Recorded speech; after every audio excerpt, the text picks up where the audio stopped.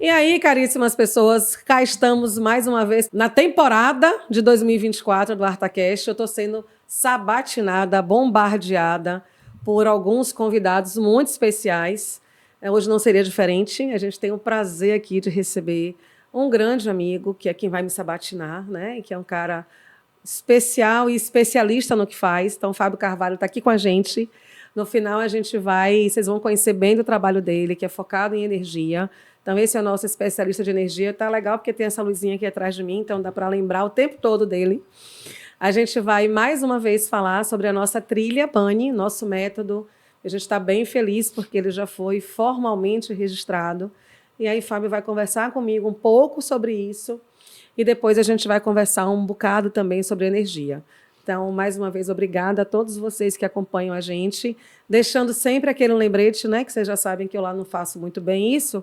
Sigam o canal, compartilhem o vídeo, deem um like, sigam as nossas redes sociais. Então, Fabiola Matos Oficial, ou não, são os dois. A Arta Oficial, no LinkedIn é o Arta, né, do nosso canal, Arta Oficial. Lembrando que a Arta é AR, 2Ts, HA.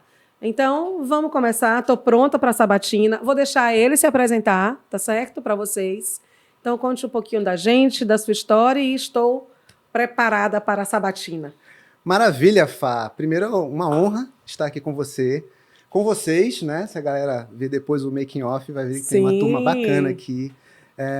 Obrigado pelo convite. Tá falando aqui com o seu público, com a sua audiência, né?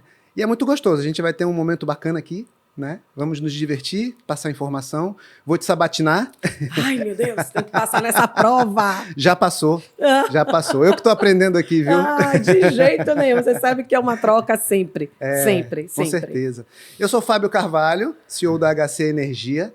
A gente trabalha com energia, soluções inteligentes em energia, em otimização energética, eficiência energética, né? Redução de custos. E qualquer treta com energia, a gente está resolvendo. Muito bom, meu querido. Mas a gente vai falar de mundo BANI, né? A gente vai falar de mundo BANI, de executivos e líderes e empresários nesse mundo. Como é que eles dão conta disso? Que maravilha. E pronto. Como é que eles dão conta? Quais são os maiores desafios das empresas que estão enfrentando para se manter resilientes nesse mundo BANI? Mundo BANI, e o que é isso? Pois é. Então, vamos começar falando disso, né? O que é mundo BANI? Você sabe, a gente já participou de um momento que a gente falou de mundo VUCA, né? Então, eu acredito que vale a pena a gente começar do começo. Quando a gente viveu... A gente, vírgula, né? A gente é muita gente, mas a geração X viveu o final da Guerra Fria.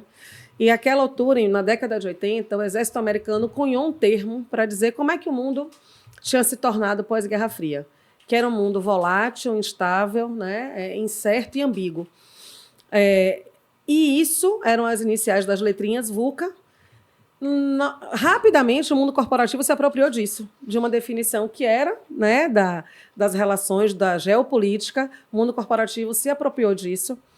E a gente começou a entender como é que a gente tinha que preparar as lideranças para lidar com profissionais no mundo VUCA. A pandemia, bem mais recente, virou o nosso mundo de cabeça para baixo, né? Então, o que é o mundo BANI? O mundo BANI é uma compreensão, uma definição feita pelo Ramais Cássio, que é um futurologista e antropólogo estudioso, né, dessa pauta. E ele disse que o vírus mostrou para a gente que o mundo ele é frágil, que é o B, né, em inglês, ele é ansioso, que é o Azinho, ele é não linear e ele é incompreensível, que é o I, né, a letra final. Então, quando você me pergunta sobre os principais desafios que as empresas enfrentam, eu destacaria algumas coisas. Pegando esse conceito, se as empresas não estão devidamente preparadas para atuarem nas suas áreas, elas vão ter impacto. Então, um grande problema é a falta de preparo nas lideranças, nos tomadores de decisão, em quem está à frente do negócio.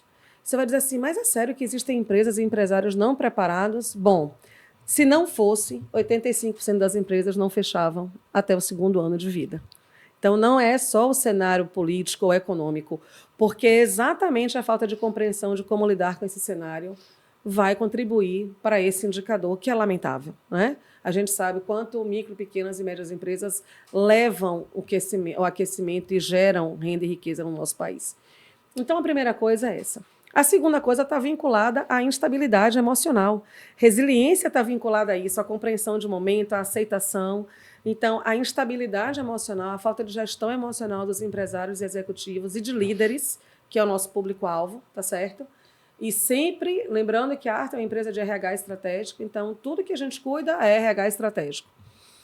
Mas eu destacaria, a comunicação exerce um impacto, mas eu destacaria, pós-pandemia, a questão relacionada à não linearidade. Porque isso afeta, Fábio, diretamente a questão do planejamento.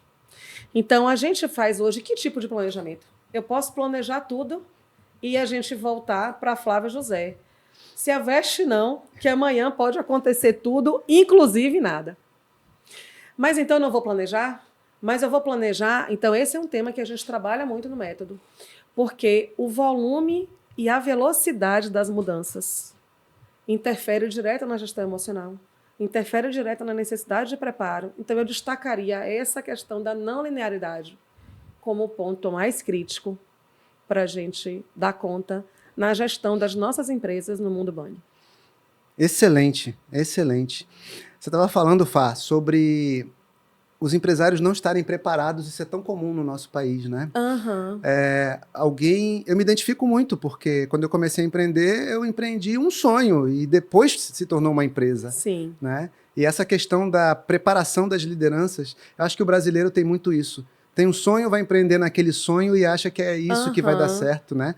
A questão da instabilidade emocional vem daí, porque você está conectado com esse sonho e depois vem a questão da não linearidade. Mas você vê isso, você concorda, ou enfim, sobre essa questão do brasileiro ser muito mais, se preparar menos, na verdade, para é mais começar, intuitivo e menos preparo, né? É. E aí, sim, e isso é muito comum. Você pega milhões de exemplos de pessoas que peguei minha rescisão e vou empreender.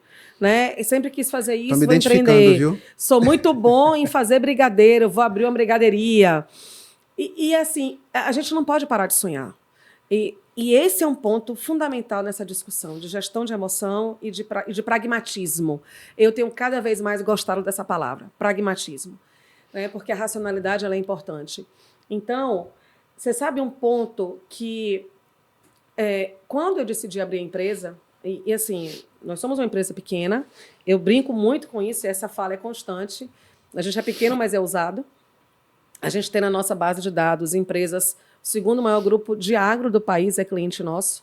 Então, a gente tem grandes empresas do segmento de óleo e gás, a gente tem siderúrgicas como clientes, e a gente tem lojinhas de bairro como clientes, mercadinhos do interior de Pernambuco como clientes, empresas de contabilidade em São Paulo como clientes. Então, isso para a gente é motivo de muito orgulho e felicidade, essa diversidade com que a gente trata, né?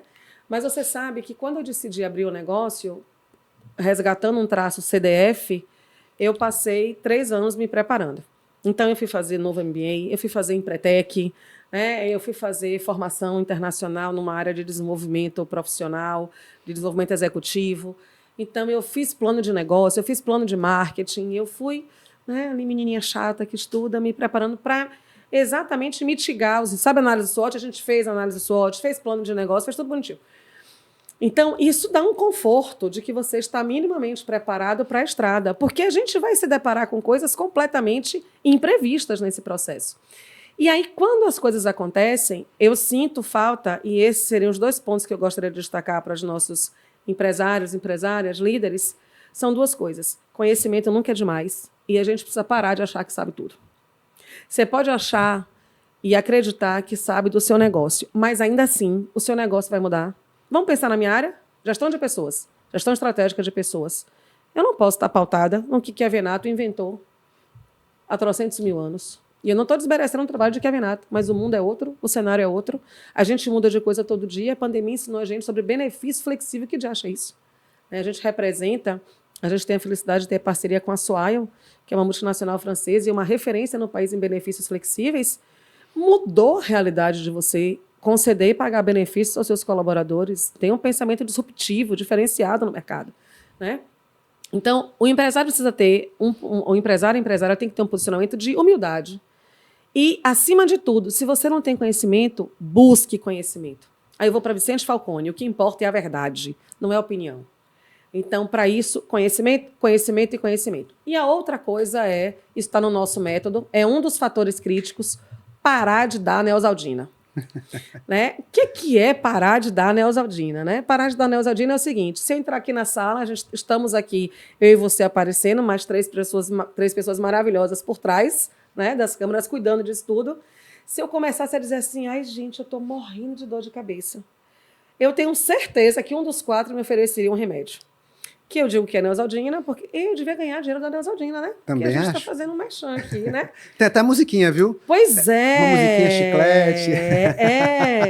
Mas sabe o que acontece? Ninguém me perguntou, já abriu a bolsa e foi tirando. Toma aqui isso, toma esse, toma aquele. Mas ninguém me perguntou a causa da minha dor de cabeça. Aí, se você me der um remédio que baixa a pressão, eu já sou hipertensa, eu tomei o remédio da pressão, vai piorar. Se você me der um remédio que ataca o estômago, eu só estava com dor de cabeça, agora eu vou ter dor de estômago. E se você me perguntasse, eu ia dizer, rapaz, eu vim direto para o estúdio e não comi. Era só me dar comida. Observe se a gente não faz isso o tempo todo. A gente sai como um canhão de soluções sem analisar a causa. A gente perde tempo e dinheiro e se torna exímios os melhores bombeiros e bombeiras do país. Porque a gente vive de apagar incêndio. Então, se a gente não fizer o exercício de parada para analisar a causa e ser assertivo, cirúrgico na estratégia de resolução, a gente vai viver uma vida louca. Né? E tem jeito para resolver isso, o método trata isso. Excelente, excelente. E trata tantas outras coisas, né? Sim, a gente falou aqui sobre inteligência emocional. Quais são os maiores erros cometidos pelos empresários que não dão a devida importância a esse tema da inteligência emocional, da gestão das emoções, né, no ambiente corporativo? E ainda mais nesse mundo bunny, né, essa questão, o pós-pandemia trouxe, aliás, a pandemia trouxe muito isso. Você sabe que a gente tem no Brasil 2 títulos horríveis. Nós somos o primeiro e o segundo país em ansiedade e depressão. No mundo. No mundo. Nós somos o país que mais vende Rivotril, por dados da Organização Mundial de Saúde. Então, isso é assustador. Aí você vai dizer assim, mas, Fabíola, você não é uma empresa de saúde mental. Não, nós temos excelentes clientes nessa área, mas os nossos colaboradores fazem parte disso e nós fazemos parte dessa estatística. Deixa eu te contar uma história. Quando eu fiz um programa de orientação de carreira para um executivo, de mentoria, que o vice-presidente da empresa contratou a gente para isso. Ele tinha 4.000 colaboradores, era o gestor do Nordeste. E aí, numa das estratégias, a gente ia fazer uma avaliação com a equipe dele. Ele topou. O vice-presidente me disse, Fabíola, essa é a última alternativa dele. Se ele não avançar, ele está fora. Eu disse, peraí. Vamos botar um limite, porque é um programa de 3 meses, 4 meses, e eu não vou resolver a vida de um ser humano em 4 meses. Calma, vamos alinhar expectativas aqui. Eu não sou curandeira nem milagreira, mas vamos lá trabalhar. E aí a gente combinou os entregáveis, as expectativas, o executivo topou o desafio, ele estava bem disposto, bem desgastado com todo o processo, e aí uma das avaliações que a gente faria era uma avaliação 360 graus, né?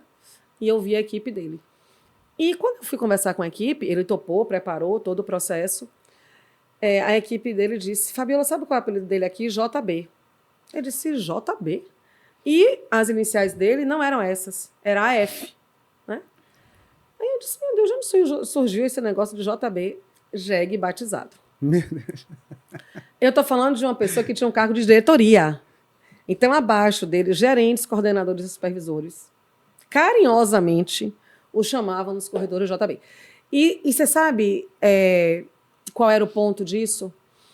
Eu entendo, na compreensão de lugar de fala, de ser empreendedora, né, de fazer a gestão de uma empresa, de ter tantas responsabilidades à frente. Eu acabei de conversar com a minha equipe sobre isso, né, sobre o pedido de paciência em momentos tensos. Nós temos muito mais demandas do que a nossa capacidade. É fato, tá certo? Esse é um grande desafio. Então, é claro que isso tensiona. Então, pela minha vivência e pelos meus erros, não pelos meus acertos, mas pelos meus erros, eu diria que o grande problema do que você me perguntou é, primeiro, a gente não se escutar como deveria, agir por impulso e não tomar as medidas preventivas necessárias. Sabe? Porque o mundo não vai diminuir o ritmo, as demandas não vão parar de chegar, as tensões não vão deixar de acontecer. Então, se você já sabe disso, por que você não está cuidando preventivamente disso? O que é que está te impedindo de cuidar preventivamente disso?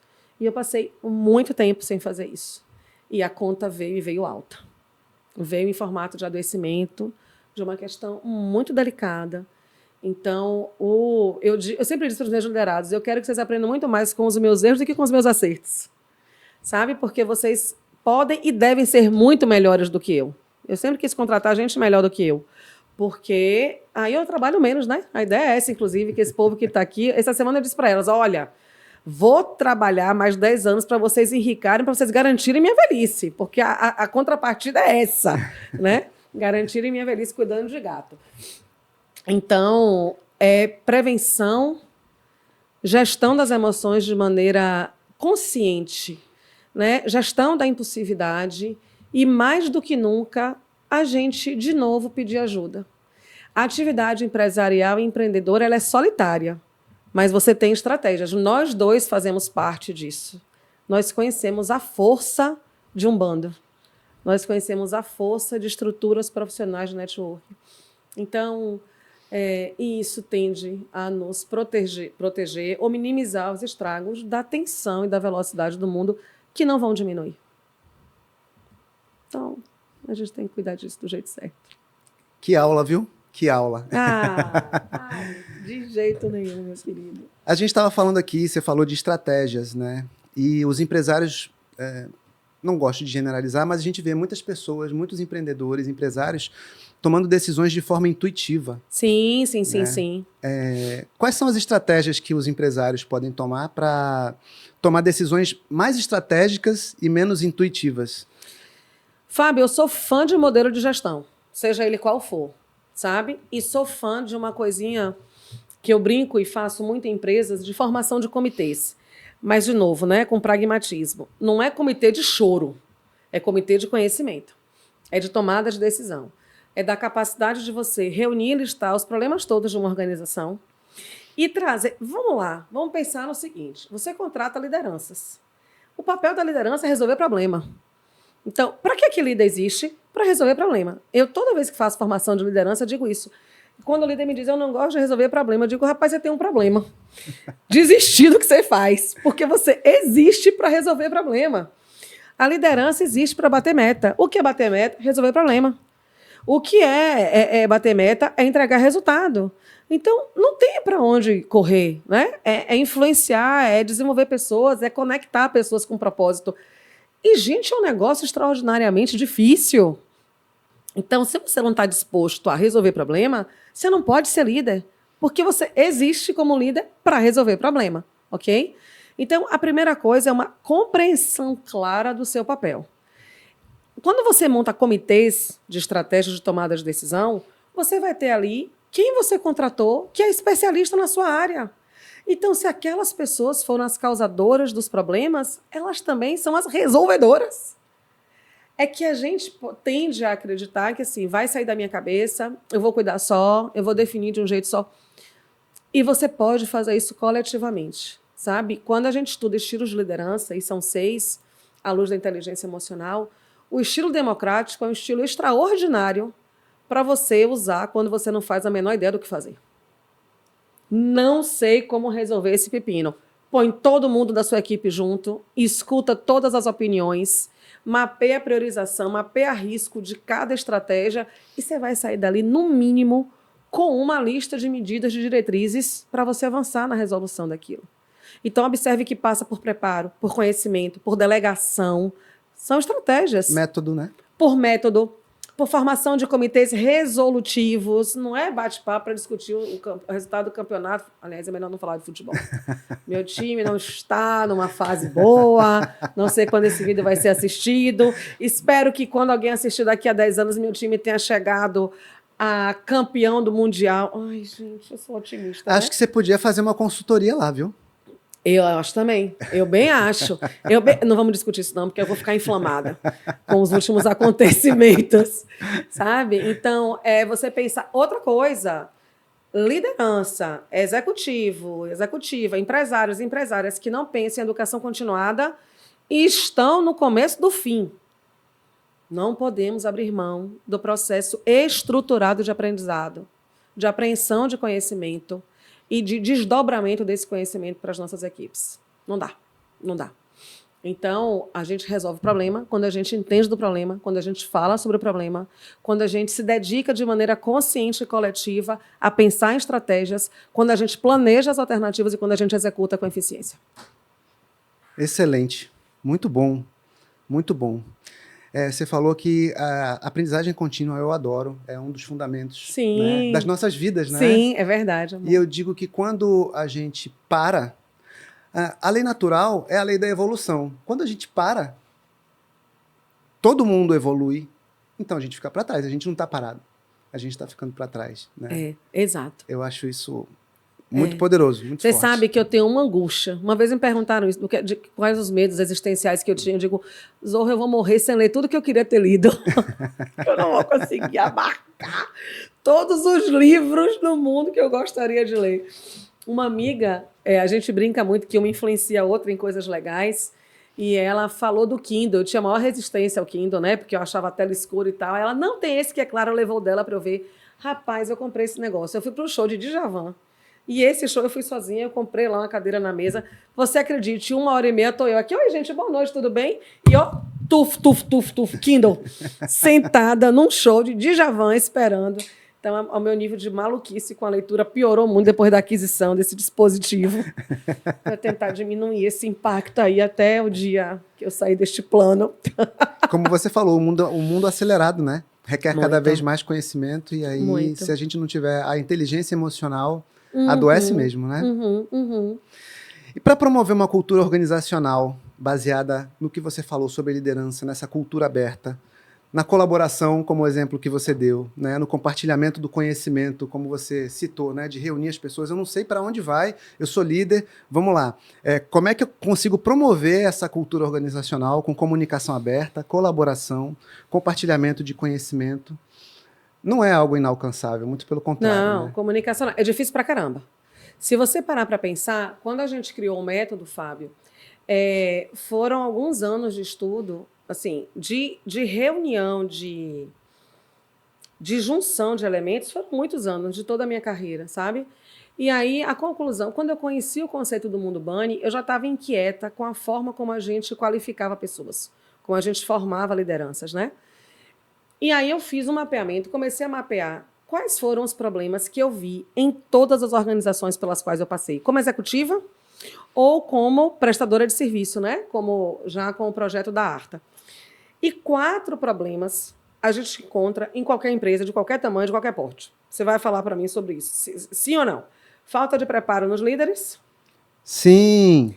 Pois é, muito bem. Ai, gente, me lembrou aquele negócio. Troca uma caixa de fósforo por uma bicicleta, pânico daquilo. Essa. Cadê? Aqui tinha um fone. Tinha um fone, pois é. Então, ansiedade, falta de inteligência emocional na liderança, os problemas de planejamento e de execução e comunicação. Comunicação, aí é engraçado porque a gente tem um cliente que é uma empresa de comunicação, ela diz, vixe, a gente é empresa de comunicação e tem problema de comunicação. Então, invariavelmente, a gente encontra isso em todas as empresas de qualquer porte, de qualquer tamanho, de qualquer segmento. Comunicação é um grande desafio. Então, a primeira coisa que a gente tem que entender é que não é fácil. Não é fácil, tá certo? Muitas empresas, por exemplo, têm transparência como um valor. Eu costumo dizer que valores como transparência e ética nem deveriam ser anunciados, porque ou você tem isso ou você não podia empreender, né? Mas ok, essa é uma outra discussão. Então, a mesma dinâmica, Fábio, de comitês, né, de resolução de problemas, é um pensamento muito estruturado para as comunicações. Você tem uma comunicação que é externa, não é minha área, ok? Então, eu vou focar na gestão estratégica de pessoas. E aí tem algumas sacadas ótimas. Para os executivos, para os líderes, para os tomadores de decisão, para os donos dos seus negócios, para as donas das suas empresas. Não se afastem da base. Nunca. Não se afastem da sua operação. É claro que à medida que a gente vai galgando novos espaços, as nossas empresas vão crescendo, a gente deve assumir posições mais estratégicas, mas o afastamento das nossas bases é um erro absurdo. E a base de muitos problemas de comunicação está aí. Ok? Então, a primeira coisa é que as altas lideranças não podem nunca se afastar das suas bases. Nunca, nunca. Outra coisa, o desdobramento da estratégia tem que ser feito ao mesmo tempo. Sabe? Então, você precisa ter uma estrutura de comunicação nas suas empresas muito vinculada, né, ao endomarketing com as estruturas de recursos humanos. Eu ainda tenho que falar recursos humanos, porque é um nome conhecido no mercado, mas eu odeio este nome recurso. Gente, não é recurso. Então, eu preciso deixar isso claro, ser a chata, né? E cultura, que você falou. Isso é o que define. A gente precisa partir da definição. Qual é a cultura desta empresa? Quais são os valores dessa empresa?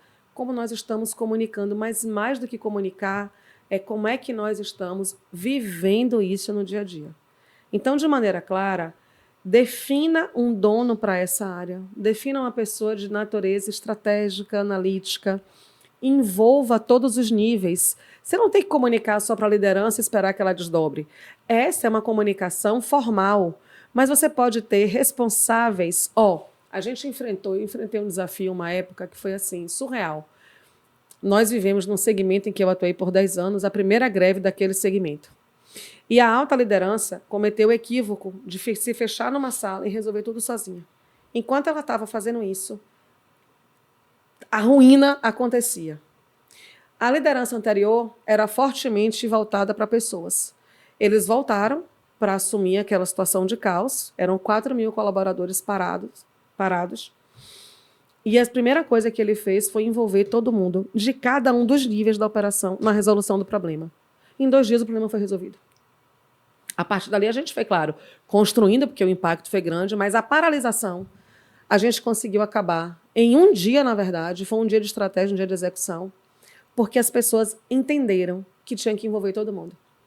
Então, a gente criar o que eu gosto de chamar de embaixadores, patrocinadores morais, né? E isso não está vinculado ao gerente, ao diretor, ao superintendente, né? A nossa auxiliar de serviços gerais, e aqui não há um desmerecimento da função, há uma compreensão de níveis de responsabilidade. Ela talvez seja a pessoa, uma das mais importantes da organização. Ela fala com todo mundo. Ela circula em todos os setores. E é querida por todo mundo. Ela é querida por todo mundo. Ela interage, ela sabe de tudo que está acontecendo. Imagine você ter Joana como sua parceira de comunicação, de desdobramento da estratégia. Imagine que relação de pertencimento, de valorização, independente do trabalho que ela faz, né? Independente da execução do trabalho dela. Então, precisamos envolver todas as pessoas, ter estruturas claras, múltiplos canais. A gente está numa empresa que a gente está trabalhando cultura e valores e a gente criou um canal e um grupo de WhatsApp que não é para comunicar nada de ruim. E as pessoas não interagem nesse grupo, porque elas já têm os canais formais para interação. Mas o grupo é só para dar as notícias legais, para provocar as ações de engajamento. Então, agora a gente dá notícia para o líder e automaticamente o card já está ali, a ação já está ali, a convocação do treinamento já está ali, a ação de solidariedade já está ali. Então, as pessoas estão engajadas o tempo todo. Múltiplos canais, envolver todos os níveis de responsabilidades da empresa, a dinâmica da transparência e áreas fortalecidas com todas as estratégias possíveis que aquela área de endomarketing, junto com as áreas de pessoas, possam disponibilizar. Excelente, excelente. Você falou sobre, e eu fiquei com essa curiosidade na cabeça. RH. Pode bater. A minha curiosidade é, qual seria um termo bacana para substituir? Poxa, tem várias partes. Algumas empresas já mudaram os nomes nas suas áreas, né? Uhum. Gestão de talentos, pessoas de organização, você tem desenvolvimento humano, né? Eu gosto muito de patrimônio humano. Excelente. Sabe? E quando eu pensei em patrimônio pela primeira vez, eu ouvia isso numa empresa que eu trabalhava e o meu vice-presidente, que foi o meu mentor, né, o inspirador do projeto da Arta, ele dizia, você é patrimônio humano, você é de patrimônio humano. E aí eu pensava, patrimônio também não é coisa? Não. A gente tem um patrimônio imaterial, né? A gente tem elementos da natureza que são patrimônio, né? Reconhecidos mundialmente como patrimônio. Então, o patrimônio no sentido de maior propósito, maior valor, né? O patrimônio humano. Eu gosto muito de patrimônio humano. Excelente, muito bom. Vamos falar de desafios. Eu adoro storytelling, eu adoro histórias. Qual foi, assim, o maior desafio enfrentado por um cliente seu e que vocês conseguiram resolver através dessa... A gente está resolvendo. E eu quero falar desse desafio porque ele é, por razões éticas, naturalmente, eu não vou poder falar o nome do cliente, né? Mas é uma história pela qual eu tenho muito carinho, porque essa empresa, nós já temos uma relação com essa empresa desde 2018. E é uma empresa que tem 2 sócios, né? E que, quando a gente entrou na organização, os 2 sócios tinham uma relação de desamor e desarmonia que era absurda, né? O que eu vou lhe falar agora, Fábio, pode parecer até romântico, um papo poliana, né? Poliana é da minha geração, né, gente? Quem leu Poliana moça, Poliana menina, Poliana mulher, Poliana velha, tinha todo tipo de Poliana, né? Não sei se tem Poliana idosa. Isso, inclusive, é injusto. É etarismo se não tiver Poliana idosa, porque tinha Poliana moça, menina, mulher, sei lá. Eu li os Poliana todo da vida. Então, é aquela história do jogo do contente, mas eu ouvi dos 2 essa semana, porque quando eu comecei o projeto, eu disse a eles: vocês reúnem as habilidades necessárias para construir essa empresa ou para destruir essa empresa. É só vocês escolherem que caminho vocês querem tomar. E a relação deles era uma relação de, em alguns momentos, eu apartar a briga. Sabe? Do tipo, calma, peraí. Não, deixa ele falar. Então, e eu ouvi dos 2 o quanto isso não existe. Já tem mais de 6 meses que essa questão está totalmente superada, né? São sócios que têm laços familiares, então eles conseguiram resgatar. Foi para além da nossa entrega na organização, sabe? É um projeto de implantação de RH estratégico. Então, além do projeto seja desafiador, é um projeto de médio prazo, 12 a 18 meses, os ganhos que a gente percebe de cara. Primeiro, a mudança da mentalidade. E esse é o ponto mais difícil. E quando você consegue fazer, você começa a colher os resultados. Então, a conquista da confiança desses empresários, ela foi, para a gente, foi e é um motivo de muita honra, de muita gratidão. Ver o produto final, né? Então, a gente está aqui, uma das nossas pessoas de apoio. A dona desse projeto não sou eu faço a gestão, mas a executora desse projeto é a nossa especialista, que é Rafaela, que tem absoluto domínio do processo. Então, cada vez que eu vejo um entregável dela, o olho brilha, eu fico encantada, porque é primorosíssima a entrega dela. E aí a gente recebe o feedback do cliente, do quanto ele está feliz com isso. Então, você vai vendo cada etapa construída, validada, finalizada, né? E a gente vê as mudanças nos cenários. Porque o nosso trabalho, a nossa atuação é para gerar transformações. Transformações essas que vão viabilizar melhora na qualidade da sua entrega, aumento no seu faturamento, da sua produtividade, em relações com as pessoas que sejam saudáveis e perenes, felizes, harmônicas. Então, a gente conseguir isso numa empresa de mais de 15 anos, que vinha se desgastando e degradando esse processo, é algo encantador para a gente, sabe? Pautado no método, pautado nessa compreensão desses aspectos todos que a gente está falando. E, por fim, que é o ponto máximo para a gente desse trabalho, eles tomariam no final do ano uma decisão muito delicada.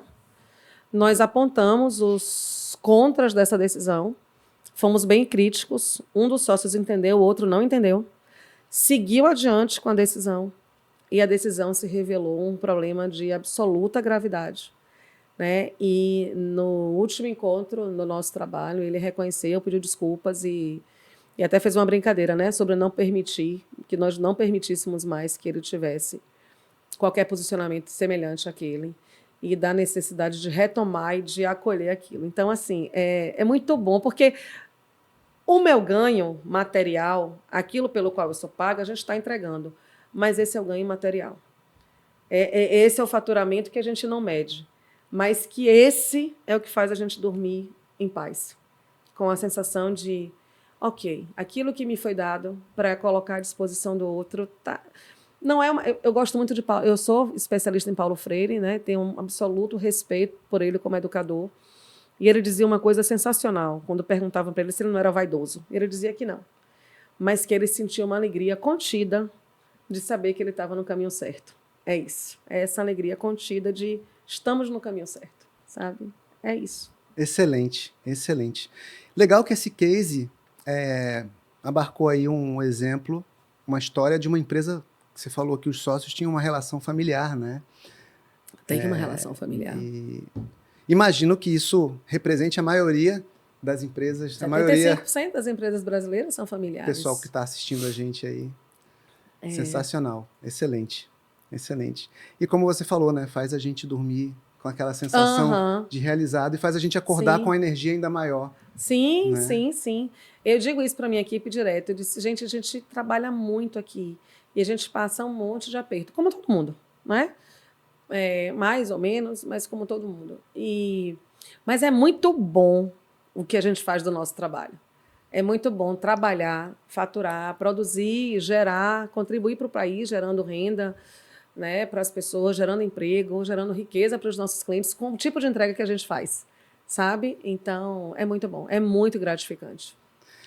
De forma prática, Fá, simples, quais são as estratégias mais eficazes que podem ser implementadas pelos empresários para melhorar esses problemas de comunicação? É um pouco do que a gente trouxe antes, né? A questão de você ter as áreas estruturadas de comunicação com gestão de pessoas, a formação de comitês com todas as pessoas da base, estruturar múltiplos canais de comunicação. Comunicação não é a gente só levar, mas é a gente escutar.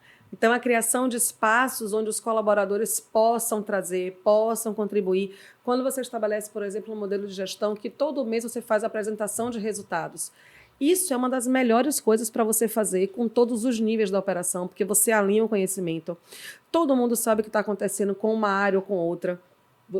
Desculpa, você não mantém aquela dinâmica restrita a um lugar, a um canto específico, a uma área.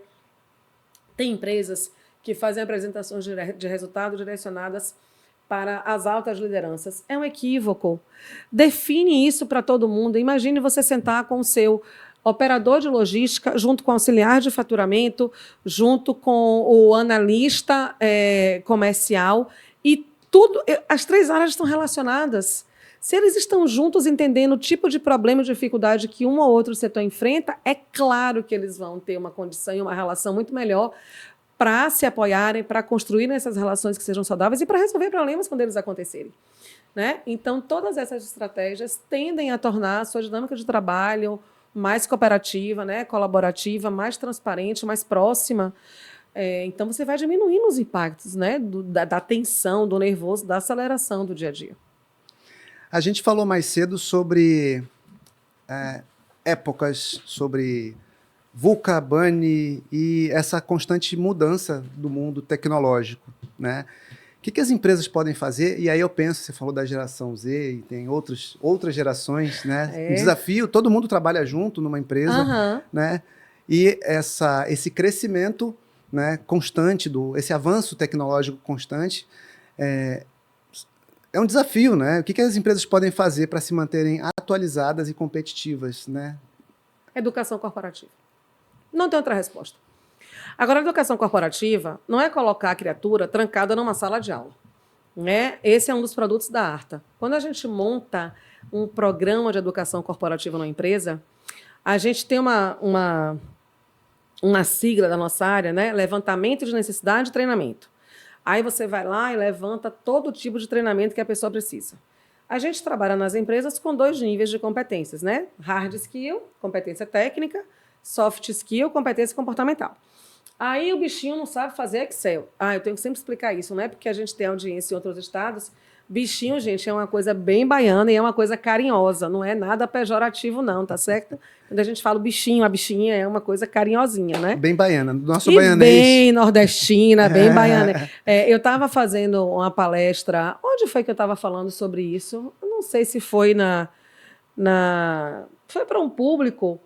Acho que foi online. Foi. A gente fez um processo seletivo recente, ótimo, para uma estrutura de freelancer para a Arta, e eu fui surpreendida com muitas pessoas do sul do país, né? Sul e sudeste do país, mais até do sul do que do sudeste. E aí, às tantas, eu dizia, gente, eu já me dei conta que eu estou falando muito baianês, então, se eu falar coisa que vocês não entendem, vocês me chamem a atenção aqui. Então, a gente vai lá e vai trabalhar, né? O bichinho não sabe fazer Excel, não sabe mexer no Excel, não sabe PowerPoint, não sabe uma tecnologia específica, hard skill. Então, tá bom, vamos fazer um curso disso, daquilo. A pessoa é mais tímida, a gente bota para fazer curso com Jefferson Beltrão. Aí a pessoa volta apaixonada. Ó, Jefferson, merchan para você também, tá vendo? Adoro curso de oratória, Jefferson. top, Adoro. ele é maravilhoso. Aí a minha bichinha volta apaixonada por Jefferson Beltrão. Ele é perfeito, ele é maravilhoso, foi ótimo isso, tá? Então, beleza. Mas, para além disso, a gente tem que pensar em toda a estrutura de conhecimento. Então, por exemplo, a gente esse ano fez a assinatura de um portal maravilhoso para a equipe, para toda a equipe, que tem uma série de formações digitais, né, online ali, que trabalham 3 pilares: o cultural, o profissional e o espiritual. Então, elas têm desde curso de idioma, curso de maquiagem. Está lá disponibilizado para a equipe, sabe? Seminários, eventos. Ano passado, toda a minha equipe foi ou para congresso, ou para uma palestra de uma pessoa bacana que gera insight, a pessoa volta oxigenada. A gente já fez e vai retomar os investimentos em educação formal, corporativa, pós-graduação. Agora mesmo a turma está passando por toda uma formação do conhecimento técnico da nossa área, entender plano de cargos e salários, entender gestão de desempenho, entender gestão de clima. A gente fala e faz formação estratégica. Então, esse ano elas vão começar a viver, por exemplo, na Arta, formação para entender o negócio. Como é que a gente está no mercado? O que é que faz uma empresa do nosso patamar? Quem são os nossos concorrentes? Qual é o nosso diferencial? Então, não importa se é a minha estagiária. Eu não quero ela preparada para ser a melhor estagiária da Arta. Eu quero ela preparada para ser a melhor profissional. É para a vida, é para o mundo.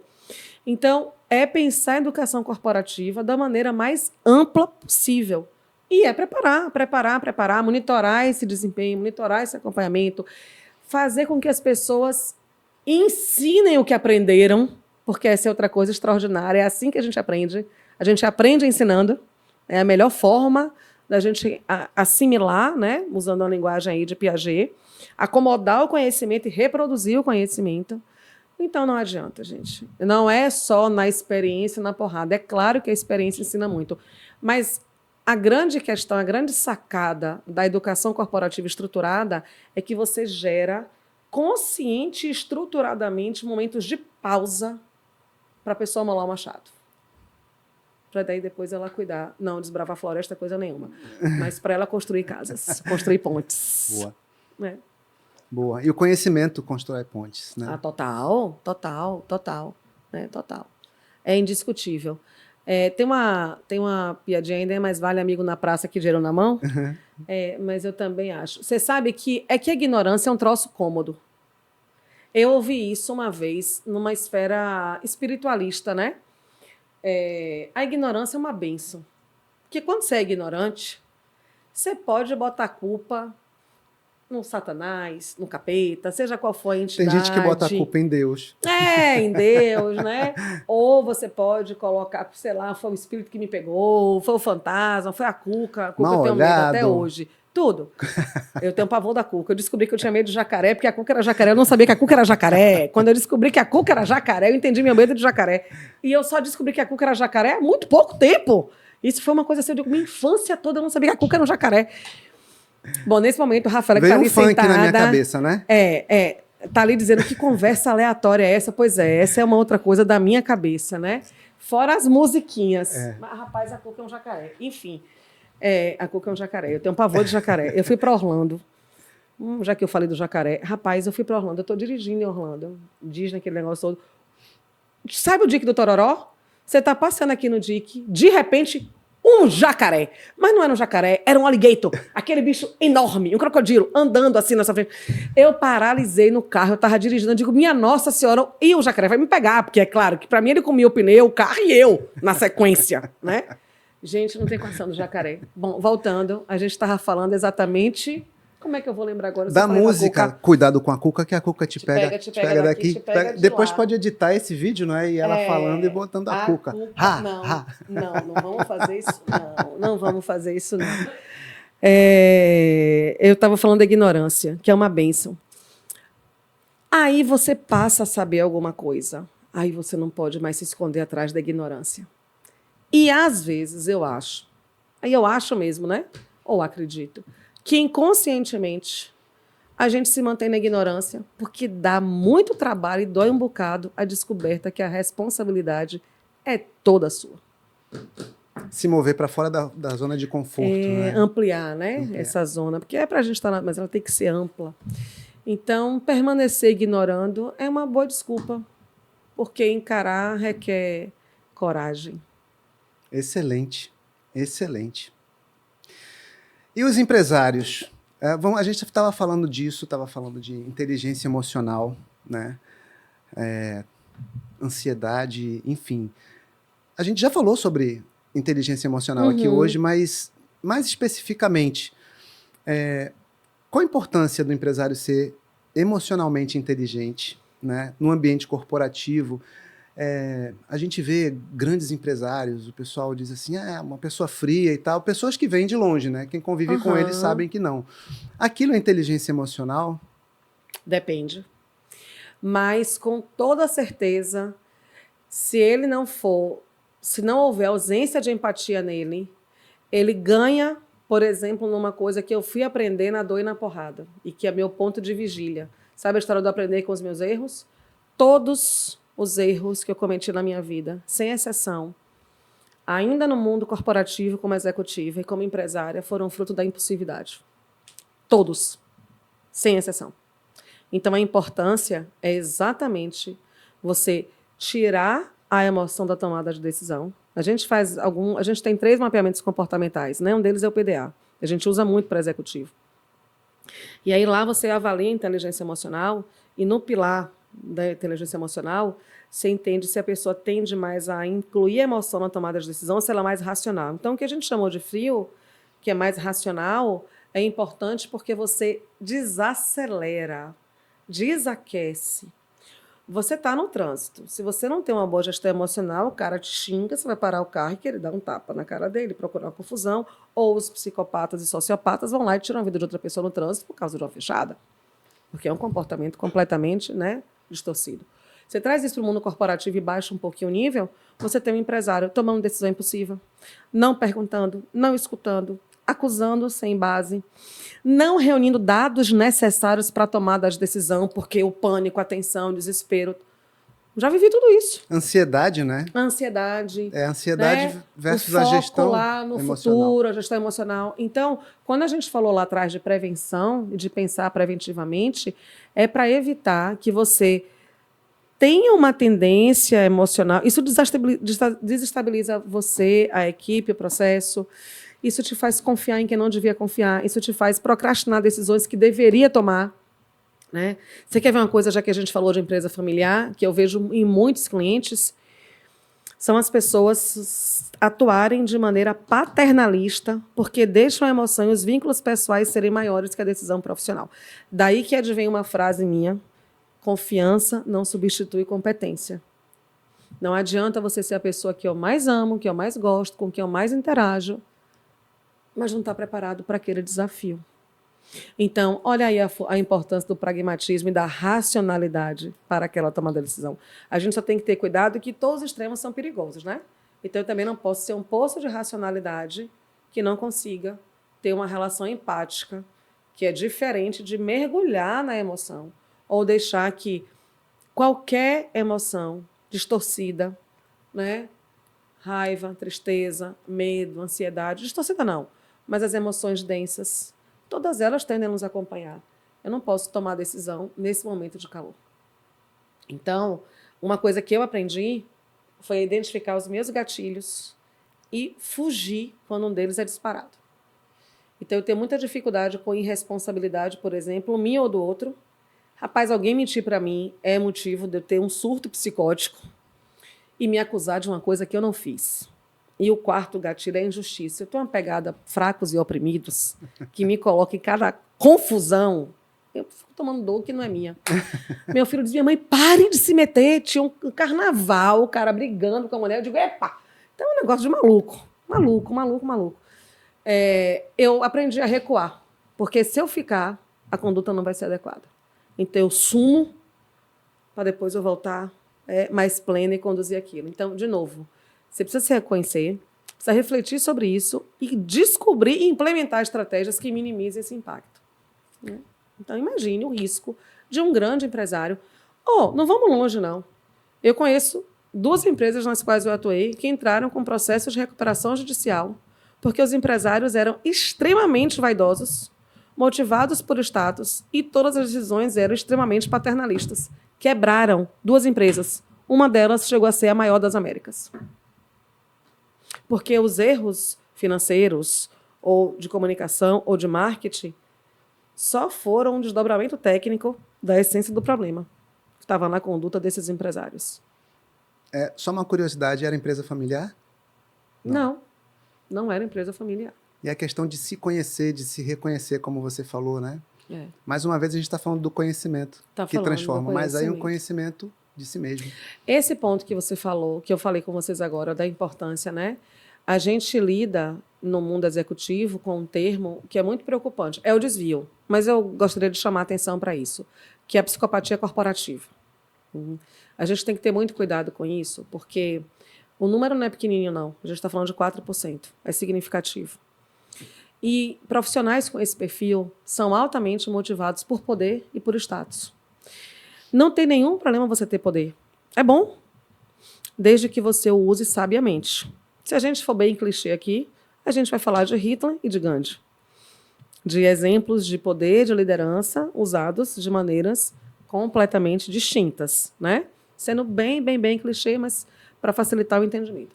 A psicopatia corporativa, esse indivíduo com esse comportamento é só ele, primeiro ele, os interesses dele, a ausência absoluta de empatia, e eles são extremamente danosos e prejudiciais para a corporação. Esse é o ponto fora da curva, que quando a gente fala de impulsividade, de ansiedade, de tensão, todos nós. Né? Então é pensar, refletir sobre isso e pensar em como resolver. Aqui não tem cura, se é que essa palavra cabe. Aqui não tem o que fazer. Aqui a gente tem que identificar e tirar fora da organização. E apesar desse perfil ser muito concentrado nas altas lideranças, a gente pode ter em qualquer nível. Então, é a pessoa que puxa o tapete, é a pessoa que toma a ideia do outro e diz que ela é sua, é a pessoa que vai contar uma história do coleguinha sem necessidade nenhuma, vai inventar uma história do coleguinha. Né? Então, precisamos, na condição de executivos, de líderes empresários, termos muita serenidade e sabedoria para identificar isso, porque isso está na esfera da inteligência emocional e compromete seriamente os nossos negócios. Que aula, viu? Gente, que troca. Daqui a pouco Adoro. Eu vou descobrir um monte de energia. Um montão. E a gente mergulha, né? Parece que a gente conecta num fluxo criativo, num fluxo de energia e é sensacional. A gente perde noção, né, do espaço e do tempo. Sim. É muito bom quando a gente está juntos. Meu amor, sempre. Quais são os obstáculos mais desafiadores que você já encontrou ao tentar planejar a longo prazo diante da imprevisibilidade do mercado? A gente está falando de imprevisibilidade e os obstáculos. Vou falar de mim e de Rafinha. Sabe por quê? Porque... Você já falou de Rafa algumas vezes aqui. Eu vou perguntar se ela vai aparecer no vídeo, porque eu não quero causar confusão. Fiquem até o final, viu? Ok? Eu não quero causar confusão. Eu acho, até hoje ela então está na paleta, está lindona. Eu acho que a audiência merece ela, né? Merece. Olha só, eu tenho... Rapaz, e ela está sendo responsável por um grande projeto nosso, que é minha entrada no digital. E toda vez que eu pensei nisso, várias coisas me travavam. Uma delas é que eu não acredito nessas conversinhas aí de que tudo é fácil e rápido. Não acredito nisso. Não acredito em gente que não viveu resolver ser doutor e dar aula de tudo. E não acredito que a pessoa se coloca ali como especialista, que é o melhor, que sabe tudo, que entende tudo. Não acredito. E quando eu defini que eu disse, rapaz, eu vou topar esse projeto, porque eu tenho muito mais que acerto e que história bonitinha para contar. Eu tenho, inclusive, os erros e as dificuldades que a gente enfrentou e como a gente contornou isso. Contornou não, né? Como a gente superou, como a gente transcendeu. E isso que você fala do planejamento é uma grande dificuldade minha e de Rafa. Eu estou falando de Rafa porque Rafa, ela sabe da importância dela para o Projeto Arte, ela está comigo desde o começo, né? Então, a gente aprendeu muito e a gente ajudou muito uma outra. E as duas têm um surto psicótico quando o planejamento está pronto e alguma coisa cai de paraquedas. Rapaz, é impressionante. Ela mais que eu, mas não é porque eu sou melhor que ela, não é porque eu sou mais velha. Então, tem dias que eu estou assim já... Ela não, ela está no auge da energia, né?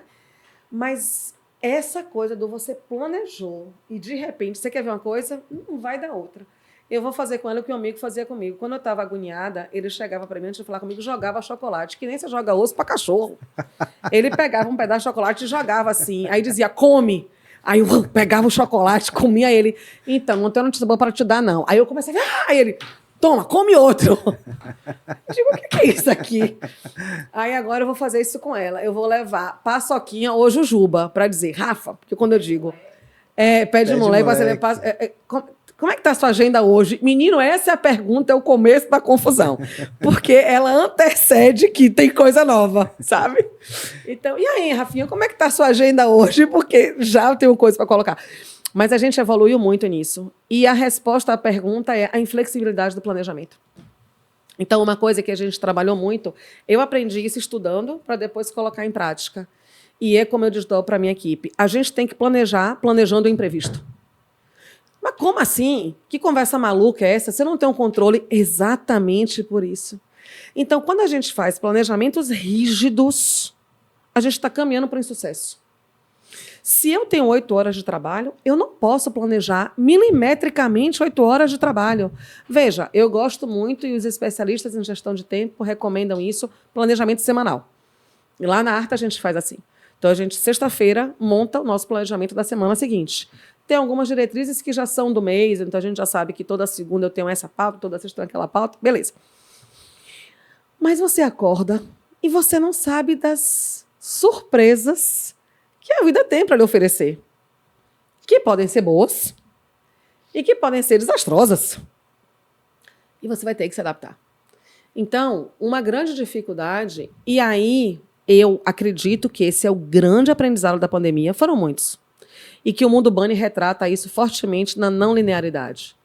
Nós começamos o ano planejando o ano inteiro. E em março, o planejamento de todas as pessoas caiu por terra. E a gente não tinha o que fazer. Eu sou de uma geração que eu fazia planejamento estratégico na empresa, a gente ficava trancado uma semana no Hotel Fazenda, planejando o ano seguinte, 5 anos, 10 anos. Tinha um negócio de planejamento para 20 anos. E você fazia aqueles estudos, aquelas apresentações fantásticas, extraordinárias. Não vai planejar 20 anos hoje e garantir que ele vai acontecer? Não vai. Vamos para uma coisa bem dolorosa, mas que ilustra muito bem isso. A gente falou da pandemia porque o Mundo Bunny está conectado com a pandemia. A gente está gravando esse vídeo no dia 24 de maio de 2024. 24? Maio 24. E, lamentavelmente, no Brasil, o sul do país está passando por um momento de extrema dor. É inimaginável. Eu conversei com uma pessoa na hora do almoço que tem família lá e eu fiquei estarrecida com o que ela falou, porque eu disse, meu Deus, se alugasse aqui, eu moro no 9º andar, tem lugares que a água chegou ao 1º, 2º andar, então não adiantava a água não chegar aqui em casa porque eu estaria ilhada de qualquer jeito. E aí essa amiga me disse que o primo dela conseguiu se salvar porque ele mora no 7º andar e a água chegou ao 5º andar. Eu não consegui pensar sobre isso. 5º andar. Ele saiu de barco. 5º andar de um prédio. Você consegue tangibilizar? As pessoas dos bairros próximos estão invadindo os prédios e as casas vazias. Inclusive, quem está assistindo esse vídeo por esses tempos, quem puder ajudar o Sul, que faça isso, né? De alguma forma, contribua para esse momento.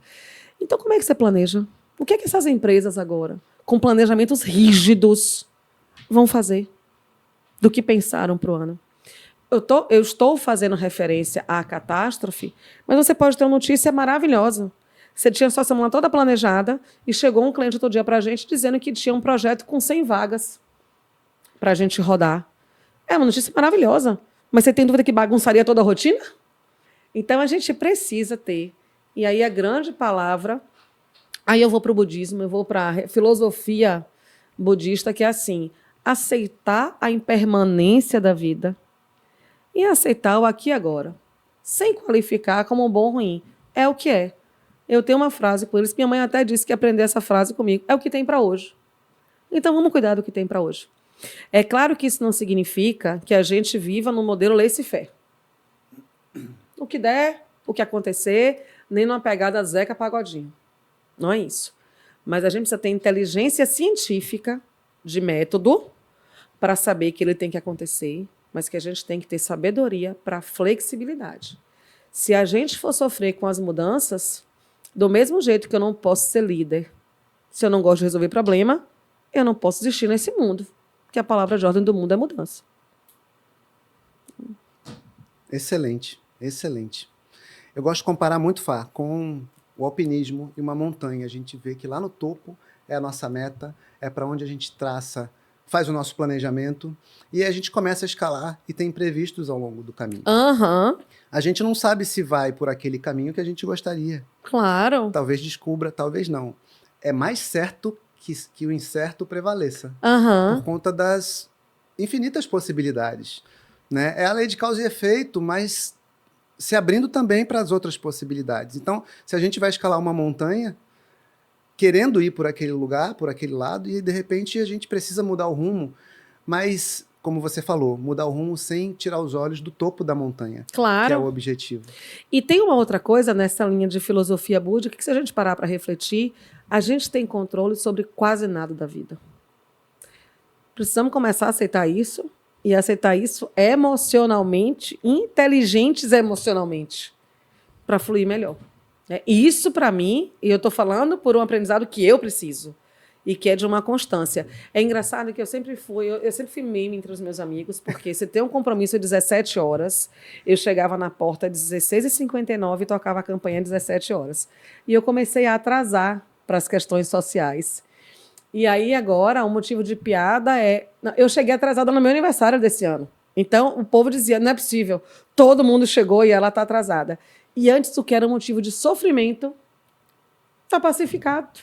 Claro, isso não pode acontecer na esfera profissional, no compromisso com o cliente e tal. Mas já estava todo mundo bebendo e comendo, não estava? Estava todo mundo feliz, estava todo mundo ouvindo música. Estou chegando. Todo mundo aguardando o melhor da festa. Aí é injusto que você estava lá, aí você não vale, você é suspeito. E a gente está falando de boas coisas, né? Exato. E vamos falar de uma coisa maravilhosa. Estamos em fase de lançamento da Trilha Bunny 360. Como você vê a Trilha Bunny ajudando outras empresas a superarem as suas dores nesse mesmo mundo Bunny, né? E como alcançarem esse sucesso sustentável? Sabe, Fábio, eu fiquei muito feliz quando eu tomei a decisão. A gente vai fazer a trilha em 2 formatos, né? No off, é off, Lari, que a gente fala? Quando não é no digital, é no off que a gente fala. Qual é a linguagem? É no off, né, Igor? No offline, né? A gente vai trabalhar ainda nas empresas como a gente trabalha, mas a gente vai para o digital. Mas eu fiquei feliz porque isso só aconteceu quando eu tive a compreensão de que eu tinha uma trajetória para colocar à disposição dos líderes, para colocar à disposição dos empresários. Eu sempre falei uma coisa para todos os meus clientes: eu não me meto em nada que eu não tenha absoluto domínio. Eu não negocio isso, né? Eu posso não saber, mas faz parte da minha área, uma coisa específica, e a gente vai buscar ajuda. Tem uma série de projetos que Rafa tem muito mais domínio do que eu para executar, né? Eu acompanho, faço a gestão, ela tem um domínio operacional que eu não tenho. Bem como na minha equipe toda, nos outros papéis que a equipe vai representando. Quando a gente pensou na trilha, o que eu vi foi... E por que trilha, né? Porque é um caminho. É exatamente uma caminhada. E a gente tem obstáculos na trilha, mas a gente tem os oásis na trilha, a gente tem as cachoeiras na trilha, a gente tem, como diria Xanixique, os morangos da vida para aproveitar, né?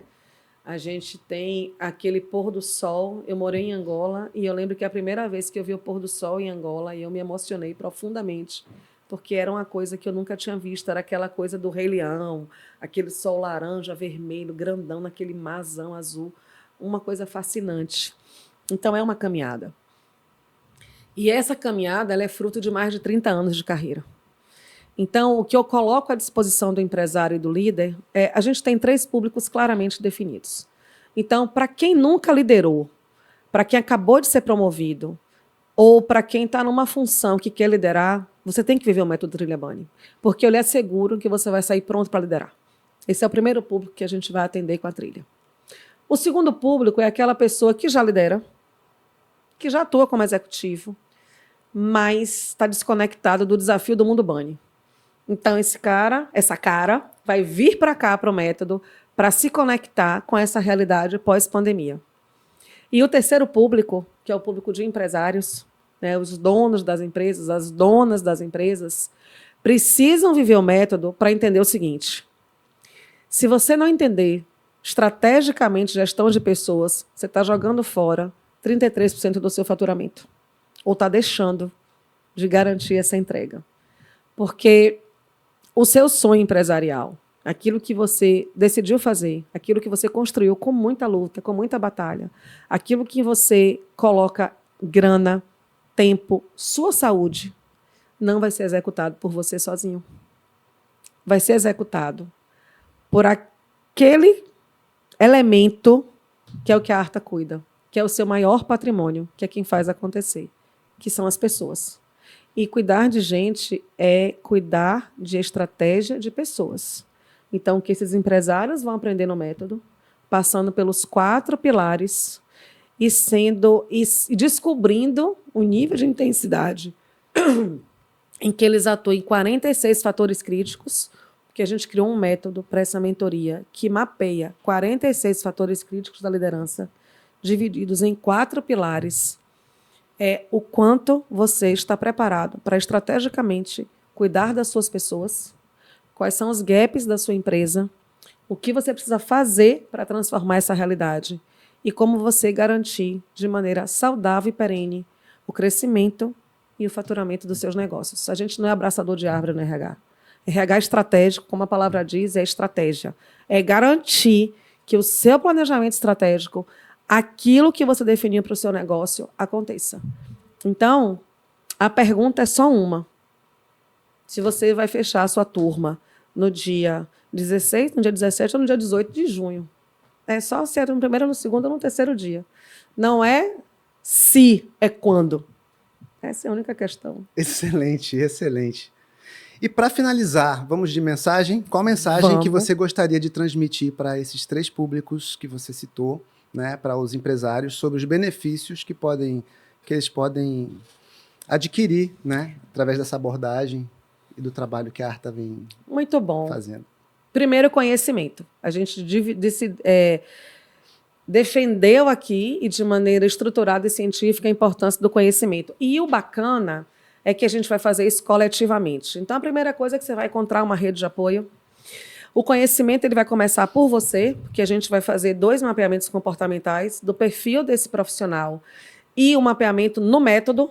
Então, a gente está falando de conhecimento, de autoconhecimento, de rede de apoio, de estratégias que são direcionadas para cada um dos pilares do método, tá certo? De materiais que são... O método é autoral. Você não vai encontrar isso em canto nenhum. Então, você vai viver um método inédito, que é autoral, que é exclusivo, né, que está registrado. Então, é algo único. Nós somos fonte daquilo. Então, não tem cópia dessa história. Não tem um livro que eu li e que eu transformei em um treinamento. O mapeamento do método é um elemento exclusivo. Então, primeiro é que você vai ter isso, você vai ter um selo, você vai ter plano de execução claramente definido, porque esse é um ponto crucial do método. Nós somos fortemente orientados para resultado. Então, você não vem para cá para blá, blá, blá, para conversinha, né?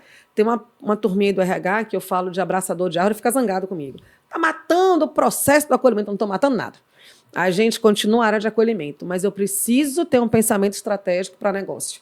Porque se o negócio não é sustentável, não é perene, não é produtivo, não fatura, não vai ter gente. Então, não adianta, né? Não adianta todo mundo feliz e a empresa está no prejuízo. Não faz sentido uma coisa dessa, né? Não está fechando conta. Então, a gente vai discutir exatamente o que fazer, vai acompanhar a execução e vai medir resultado. Né? Então, você não vai estar sozinho, você vai estar amparado, acolhido, com uma série de estratégias, com mais de 30 anos de experiência à sua disposição, e com a troca de conhecimento de outros tantos executivos que farão parte dessa equipe, né, desse time, que farão parte das turmas, né, de mentoria da trilha. Excelente. Para começar. Sensacional. Dias 16, 17. Eu vou confirmar essas datas de junho, que a gente vai lançar os lotes, mas no mês de junho agora a gente está confirmando essas datas. E aí a gente vai divulgar em todas as nossas redes, que vai todo mundo seguir, né? Então, Fabiola Matos Oficial, Arte Oficial, e a gente vai divulgar. Excelente, sensacional. Fiquem ligados porque vai ser um lançamento estratosférico. Pois é, vamos lá, né? É isso.